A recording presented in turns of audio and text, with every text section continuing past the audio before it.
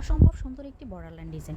এই ডিজাইনটি আপনারা জামার নিচে, শাড়িতে অথবা বেবি ফ্রকের সাইডে এতে করে নিতে পারেন। অনেক সুন্দর লাগবে এই ডিজাইনটি। বিভিন্ন কালার কম্বিনেশন করে এটাকে ফুটিয়ে তুলতে পারলে আরও ভালো লাগবে। আপনারা যদি এইসব ধরনের আরও বর্ডারলাইন পেতে চান অবশ্যই কমেন্ট করে জানাবেন। আমি সেই অনুযায়ী বর্ডারলাইন এঁকে দেবো, যাতে করে আপনারা সহজেই ঘরে বসে করতে পারেন। আর আমাদের ভিডিওগুলো ভালো লাগলে অবশ্যই শেয়ার করতে ভুলবেন না।